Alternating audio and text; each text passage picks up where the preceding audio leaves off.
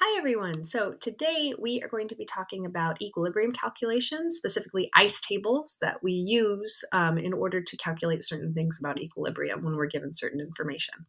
So ICE tables, we use them when we have a reversible chemical reaction. So my reactants can form products. My products can also go back with the reverse reaction to form reactants. Now, this ICE table stands for initial concentration. Now, remember, we're talking about molarities or partial pressures. So we're only taking into account gases or aqueous substances in these calculations. Whenever you have like a liquid or a solid, you're not going to include them in your ICE table. C stands for the change to establish equilibrium, and this is where we take into account our coefficients in our balanced chemical reaction. And then E will be our equilibrium concentration or pressure. So let's just jump into an example because it'll make way more sense when we're just doing examples here. So for our first example, I have a 1 liter flask was filled with 2 moles of sulfur dioxide and 2 moles of nitrogen dioxide and heated. After equilibrium was reached, it was found that 1.3 moles of nitrogen monoxide was present. Calculate the equilibrium constant. So my first step is that I have my balanced chemical equation on the top, and then I draw my ICE table underneath. So you can see that each thing in the chemical reaction has its own column. Again, you wouldn't include solids or liquids in this, just gases and aqueous substances. Now, ICE goes on the side because we have initial concentrations, change to establish equilibrium, and then equilibrium concentrations. So the next thing I like to do is I like to underline information in 2 different colors, one initial color and then one equilibrium color, to then give me information to fill in my table. So I have a 1 liter flask, my 2 moles of sulfur dioxide, and then 2 moles of nitrogen dioxide. This is all initial information. Now remember, we're including molarities here in our ICE table or partial pressures, but in this case, I have information to use molarity. So I know that molarity or concentration is moles of solute if we're talking about a solution, but here it's moles of gas over the volume of the container. So this is just 2 moles over 1 liter for both of these things. So both of my sulfur dioxide and nitrogen dioxide have an initial molarity of 2 molar. So these are the only 2 things that are put into this container at first. So I don't have any nitrogen monoxide yet, and I don't have any sulfur trioxide yet, which makes sense, right? Because those are our products. So initially the reactants are put in, and then they're going to react together. Now for the change row here, this is where our coefficients in the balanced chemical equation are going to come into play. Now the coefficients here are just 1, 1, 1, and 1. So it's not, you won't see any other numbers other than just x here, 1x. But in my next example, you'll see how the coefficients are going to affect my C row. But here, when I'm changing from initial to equilibrium, I'm going to lose some reactant and I'm going to gain some product. Now, I don't know how much that is, but I know it is a 1-to-1-to-1 ratio. So I know that however much reactant I lose, I'm going to gain the same amount of product. So what that means is that I'm going to make that quantity X, because I don't know what it is yet, but I can figure that out. So my change here for the reactants will be negative X, because again, I'm losing some reactant. And then my change for the products is going to be positive X, because I'm going to be gaining some product. Now again, it's the same ratio because it's a 1-to-1-to-1-to-1 ratio. Now, the next thing here for my equilibrium is that I know that I have 1.3 moles of nitrogen monoxide present at equilibrium in that 1 liter flask. So what that tells me is that I can put in my E row under nitrogen monoxide 1.3 molar, because 1.3 moles divided by 1 liter is 1.3 molar. So that gives me an equilibrium concentration, which is very helpful to determine X. So my next step here is I call it add downward, meaning I'm going to add this row to this to get my equilibrium. So I get 2 minus X for my equilibrium concentration for sulfur dioxide. Again, 2 minus X for my equilibrium concentration for nitrogen dioxide. And then I get 0 plus X for my concentration for sulfur trioxide. Now, I have all these x's, and I know that this column right here, I have 0 plus x equals 1.3, which tells me that x equals 1.3. So now that I know what x equals, I can plug it into everything else, and I can have my equilibrium concentrations. So I know that my sulfur trioxide equilibrium concentration is also 1.3 molar, and then just subtracting 1.3 from 2, I get that my sulfur dioxide equilibrium concentration is 0.7 molar, and then my nitrogen dioxide equilibrium concentration is also 0.7 molar. So now that I have all my concentrations, I can finally find what I'm trying to find, which is the equilibrium constant, K. So I know that K is my concentration of products over my concentration of reactants. Nitrogen monoxide and sulfur trioxide are my two products here, and then my sulfur dioxide and my nitrogen dioxide are my two reactants. There's no coefficient here, so I'm not going to be raising those concentrations by anything. So all I'm going to do is I'm going to plug in my concentrations here, so I get 1.3 times 1.3 on the top and 0.7 times 0.7 on the bottom. And then all I have to do here is plug this into my calculator, and I end up getting 3.45 for K. And that's my answer. All right. So this is kind of a more simple ICE table where you are given information for the initial concentrations up here. Oh, you can see. Ooh, I can point. Up here, my initial concentrations, and then I'm given one of the equilibrium concentrations, so I can find X and then find K from that. There's another type of equilibrium problem, which is not as easy. So let's do one of those examples now. Now, bear with me. It is nothing that you haven't seen before mathematically. It's just going to be a little bit more involved mathematically. Okay.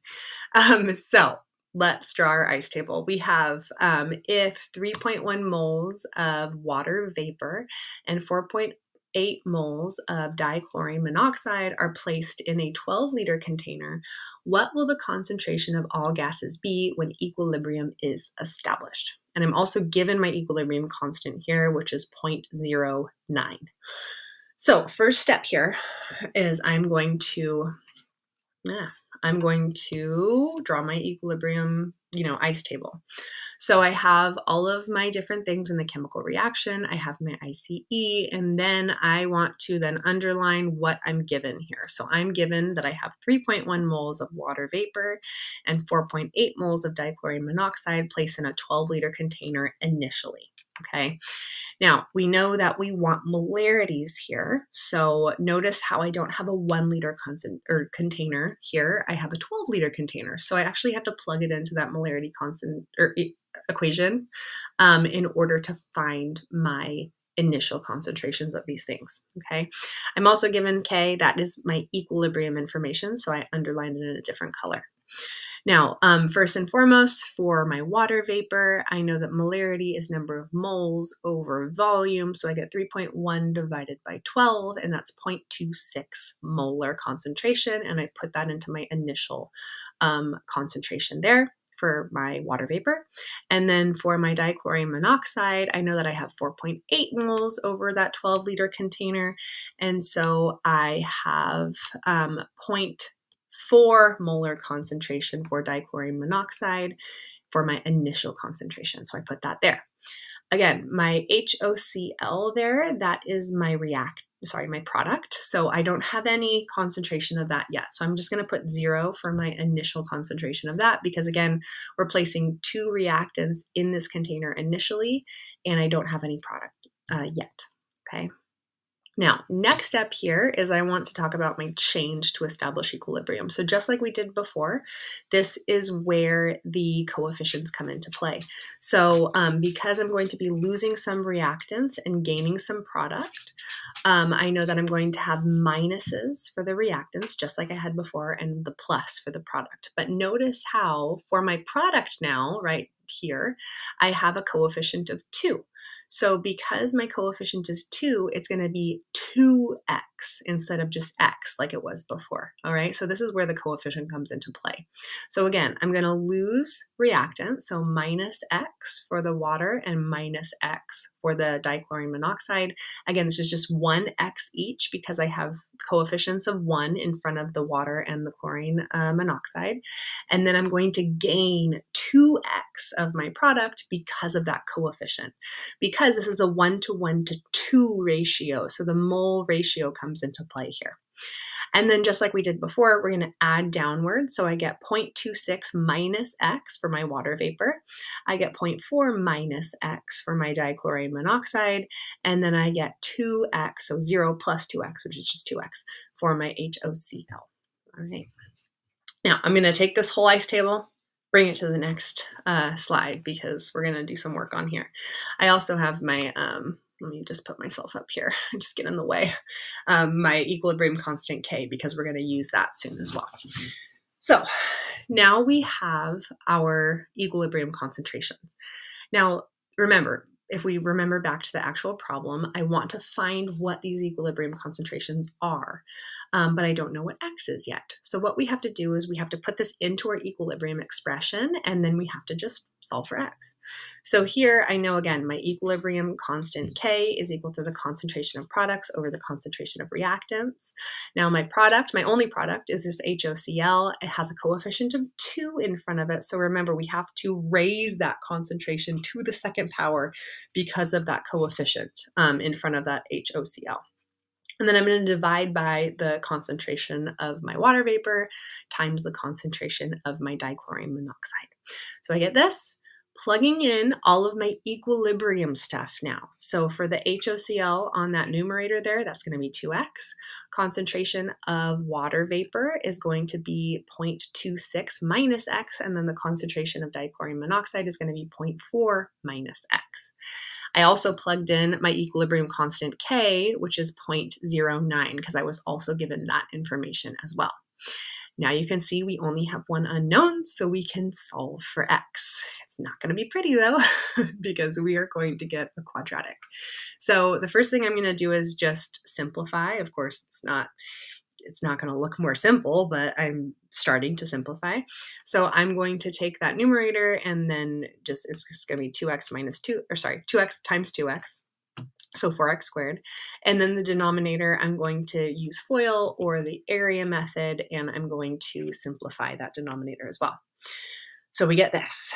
Now the next step here is that I want to take that denominator and I want to multiply both sides of the equation by 0.104 minus 0.66x plus x squared, because I want it all on one level, right? I don't want a fraction. So I'm going to multiply both sides by that. It cancels out on that right-hand side there. So when I multiply both sides by that, it cancels out here. And then I get this 0.9 times that whole thing. So now the next step is I need to distribute that 0.09. So I'm going to distribute it to each term. And so I get this. And then now we want to get everything on one side so that we can use our quadratic formula. I personally like a positive A term. Doesn't really matter. Your A term can be negative in the quadratic formula. But I just know myself, and I know that I'm going to forget to slap that negative on the A when I plug it into the quadratic equation. So I like a positive A term. It's personal preference. So that means I'm going to subtract that 0.09x squared from both sides. I'm going to add the 0.0594x to both sides. And then I'm going to subtract my 0.00936 from both sides. So I end up getting this all equals to 0. And so I have an A term, which is my 3.91. My B term is a positive 0.0594. And then my C term is a negative 0.00936. So I'm going to bring this over to the next slide, and then we're going to do the quadratic formula together. All right, so here is my quadratic equation, and then I'm going to use my quadratic formula in order to solve for x here. So everyone sing it with me. X equals negative b plus or minus square root b squared minus 4ac all over 2a.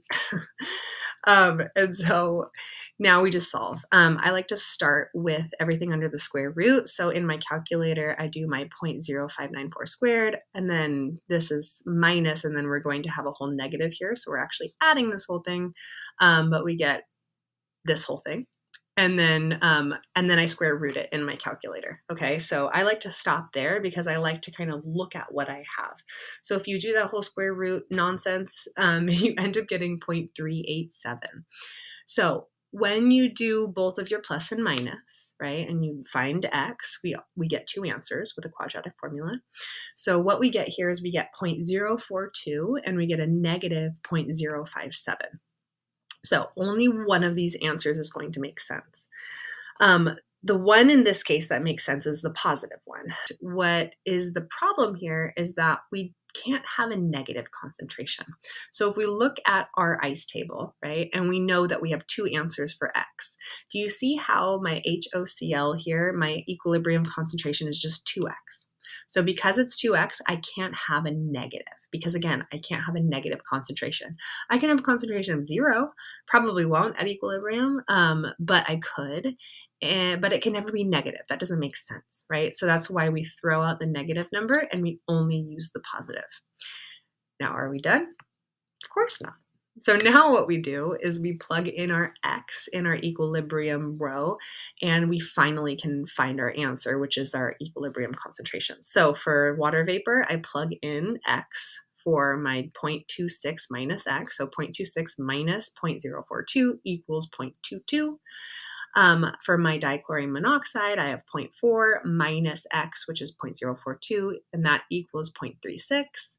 And then last but not least, for my product, I have 2X, so 2 times 0.042, and that's going to be 0.08. So this is our answer here, the 0.22, 0.36, and 0.08 molar concentrations for all of our species in our chemical reaction.